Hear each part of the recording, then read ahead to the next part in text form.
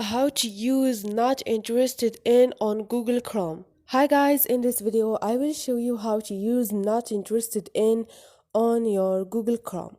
It's so easy and quick, so let's start. First thing, go to your Google Chrome, and here you have those sites. For example, choose the first one, and now I'm gonna show you how to use not interested in. Click on those 3 points and click on not interested, and this is it.